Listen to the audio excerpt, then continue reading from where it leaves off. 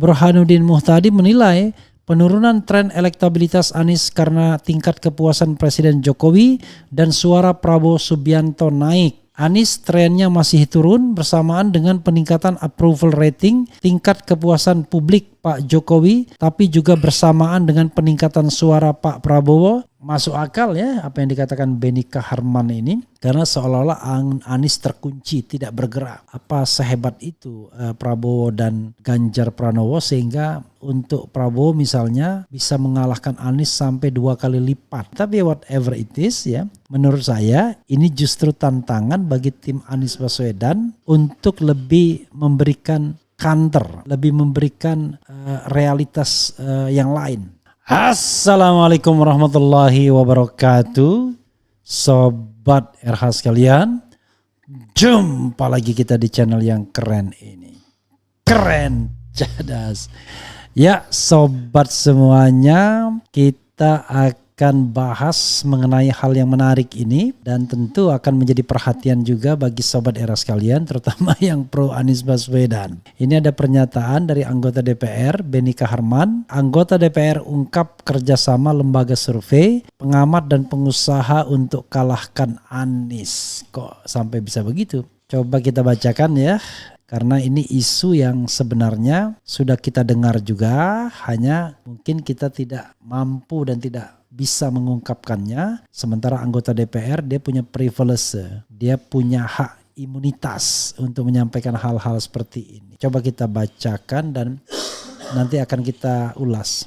Newsworthy Jakarta, anggota Komisi 3 DPR, fraksi Demokrat, Benny Kaharman mengungkapkan kerjasama lembaga survei, pengamat atau intelektual dan pengusaha untuk mengalahkan baca pres koalisi perubahan Anies Baswedan. Benny Kaharman mengatakan lembaga survei dibayar untuk memuluskan skenario penguasa agar Anies Baswedan kalah, salah satunya dengan elektabilitas yang sengaja dibuat rendah. Rendah ya. Itulah Anies Baswedan. Oke, kok bisa ya sampai begitu? Kita bacakan terus.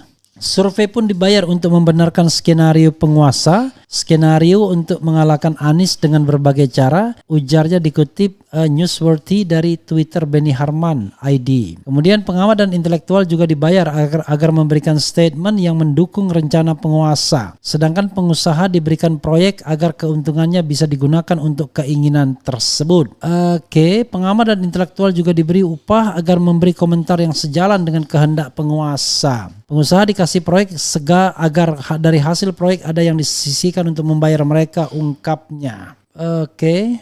Sebelumnya peneliti utama Indikator Politik Indonesia, Burhanuddin Muhtadi menilai penurunan tren elektabilitas Anies karena tingkat kepuasan Presiden Jokowi dan suara Prabowo Subianto naik. Anies trennya masih turun bersamaan dengan peningkatan approval rating, tingkat kepuasan publik Pak Jokowi, tapi juga bersamaan dengan peningkatan suara Pak Prabowo, kata Burhanuddin Muhtadi dalam konferensi pers virtual. Sebagai informasi, hasil survei terbaru Indikator Politik, Anies kembali mengalami penurunan elektabilitas menjadi 18,9%, berbanding jauh dari Prabowo sebesar 38%, 2 kali lipat, dan Ganjar Pranowo 34%. Ya, sahabat era sekalian, itu tadi ya. Tentu pro dan kontra ya, mengatakan apakah benar atau tidak. Tapi begini, contoh ya, polling yang mereka lakukan ini misalnya melalui telepon. Tadi saya bicara dengan Henry Satrio, kata Henry harusnya secara metodologi itu harus bisa persoalkan itu. Kalau interviewnya by phone, melalui telepon. Why? Kenapa? Sederhananya begini, kalau orang mau mendengarkan lama-lama kan panas telinganya. Kalau dia panas, dia jawab ya dan tidaknya, ya agak pusing dia. Bisa saja dia tidak terlalu konsentrasi. Atau misalnya ya kita sudah punya society langganan yang kita tahu bahwa dia punya kecenderungan tertentu dan akhirnya akan mengarahkan kepada sosok yang diinginkan. Whatever ya, tapi yang jelas kalau bagi saya, kalau sumber keuangannya berasal dari salah satu kandidat baik langsung maupun tidak langsung, ya agak sukar dipegang kredibilitas survei tersebut. Dan unfortunately tidak ada satupun lembaga survei yang berani dan mau mengungkapkan dari mana asal dana mereka.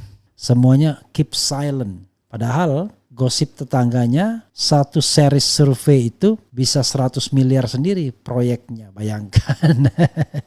Jadi saudara sekalian, kalau Anda mendapati para surveyor kaya-kaya ya, punya harta yang banyak gitu, ya tidak heran. Apalagi kalau seandainya surveyornya lebih pintar lagi, yaitu mendanai calon-calon kepala daerah, dan setelah menang ya tentu akan ada kickbacknya berupa proyek tambang dan lain sebagainya. Oke. Masuk akal ya apa yang dikatakan Benny Kaharman ini, karena seolah-olah Anies terkunci, tidak bergerak. Apa sehebat itu Prabowo dan Ganjar Pranowo sehingga untuk Prabowo misalnya bisa mengalahkan Anies sampai 2 kali lipat. Jadi Prabowo 38%, Anies cuma 19% saja ya. Dan ini oleh sebuah lembaga survei yang katakanlah teman saya Denny Indrayana termasuk yang trust ya, the pollster. Tetapi kan persoalannya adalah kalau jaraknya sejauh begini gimana?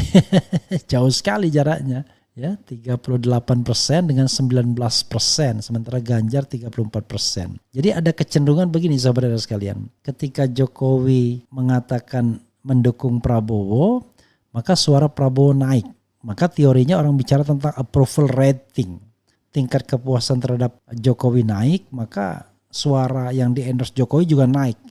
Seolah-olah logikanya, ya memang benar logikanya seperti itu. Tapi apakah semudah itu ya untuk membolak-balikan suara setiap saat di survei dan lain sebagainya. Tapi whatever it is ya, menurut saya ini justru tantangan bagi tim Anies Baswedan untuk lebih memberikan counter, lebih memberikan realitas yang lain. Makanya saya mengadakan polling untuk mengecek. Orang mengatakan, oh kan itu kan di daerahnya sendiri. Loh apa bedanya? Survei itu juga dilakukan oleh orang-orang yang dibayar.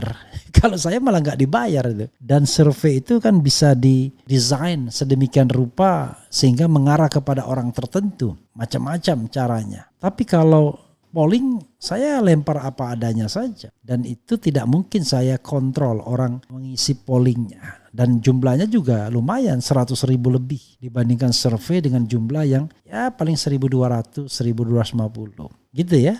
Jadi semua itu ada plus dan minusnya, bergantung kita mau mempercayainya atau kalau mempercayainya silakan, kalau tidak juga silakan. Yang paling penting adalah jangan sampai kemudian survei itu fake dan digiring untuk memberikan kesan kuat kepada calon tertentu dan melemahkan calon lainnya. Karena kan ada kecenderungannya begini saudara sekalian. Kita tahu bahwa yang namanya Prabowo dan Ganjar itu di-endorse oleh istana. Secara teoritis harusnya pangsa pasar dua orang ini kan saling makan.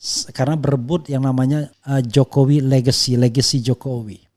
Teorinya adalah bahwa pendukung Prabowo yang kemarin mendukung Prabowo karena tidak suka dengan Jokowi kan ke Anies Baswedan. Maka ceruk pasar Jokowi itu terbagi antara Ganjar dan Jokowi. Ceruk pasar yang ditinggalkan Prabowo diambil Anies. Kira-kira begitu kan. Tapi ini tidak terjadi. Seolah-olah Prabowo bisa mempertahankan pemilihnya, lalu dia juga mendapatkan limpahan dari pemilih Jokowi. Itu yang membedakan dengan Anies yang hanya mendapatkan pemilih sebagian saja dari Prabowo dan Ganjar yang mendapatkan sebagian dari Jokowi. Jadi paham maksudnya. Prabowo dalam konteks ini adalah dia mendapatkan sebagian dari limpahan Jokowi dan sebagian dari masanya yang lama. Itu saja saudara sekalian, soal percaya atau tidak itu soal keimanan masing-masing ya. Coba saya bacakan komentar Sobat Era terkait dengan hal ini.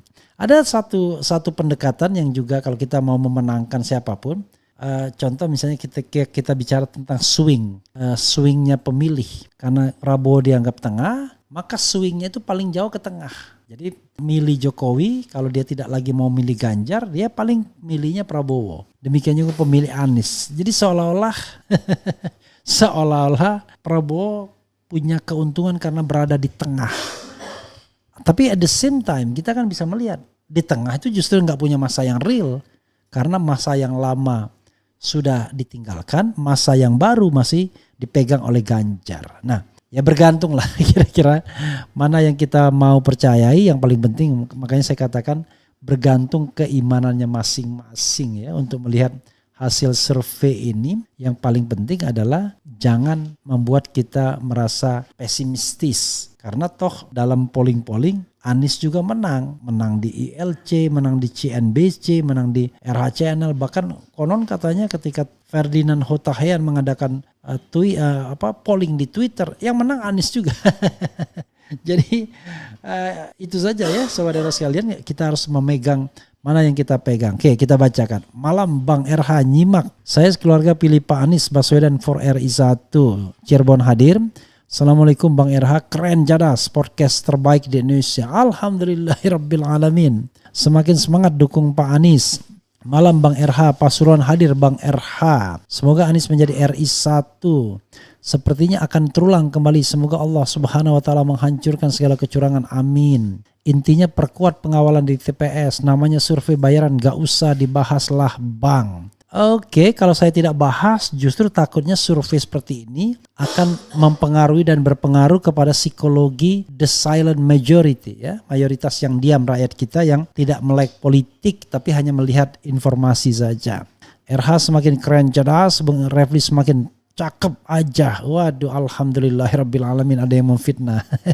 Istighfar wahai para kaum zolimin, umur tidak ribuan tahun. Lembaga survei itu semuanya penjahat politik dan membuat situasi pencapresan menjadi rusak. Bagi saya lembaga survei itu lebih baik dibubarkan saja, mengganggu situasi yang tidak baik. Rakyat dah nggak percaya lembaga survei. Survei dan pengamat adalah pasangan dalam mengarahkan opini rakyat. Satu pekerjaan baru yang muncul kepada setiap tahun politik. Ya, terutama pengamat yang dibayar. Kalau pengamat nggak dibayar seperti saya ya, suka-suka saya ya. Wayahe, Anies jangan percaya survei. Rakyat makin cerdas. Denny Indrayana adalah patriot sejati yang mencintai negara. Jelas rezim panik dan ketakutan, kebusukannya sudah dibongkar oleh Denny Indrayana dan tokoh-tokoh oposisi yang berani melawan kezoliman. Survei itu bagaikan setan goib. Udah ngomong mau cawe-cawe presiden. Gaji tukang survei bohong, gak berkah, lor ya mungkinnya. Survei menjadi lembaga perusak demokrasi karena lembaga itu tidak independen, hanya jadi proksi karena media-media mainstream jadi corong si pembayar lembaga itu. SDM yang rendah begitu percaya sama media-media.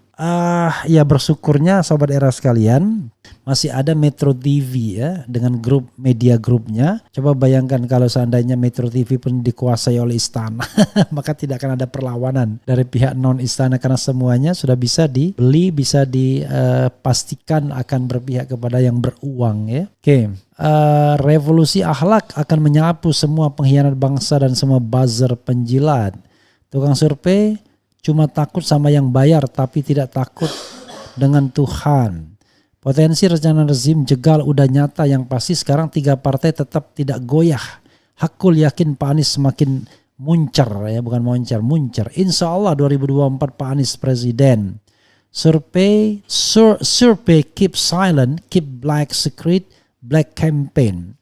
Jangan terpengaruh survei lah, form C saja yang akurat yang kita gunakan, form akurat. Ya sahabat sekalian, yang paling penting ingat saja tahun 2019 dari awal Jokowi selalu nomor 1 sampai hari H tidak berubah. Jadi hati-hati survei-survei yang dipertontonkan di TV dengan Ganjar selalu nomor 1. Rumus dalam survei itu dibalik. Jadi kita orang menconteng kolom Anies, maka suara Anies masuk ke Prabowo atau ke Ganjar. Jika orang memilih Prabowo atau Ganjar, maka suaranya masuk ke Anies. I don't know exactly ya. Kadang-kadang kita tidak mau percaya atau percaya, itu memang tergantung sikon kita. Tapi yang paling penting adalah ya mudah-mudahan survei ini tidak membuat kita lemah dalam memperjuangkan apa yang kita yakini benar ya. Oke, sahabat era sekalian, itu saja. Wassalamualaikum warahmatullahi wabarakatuh.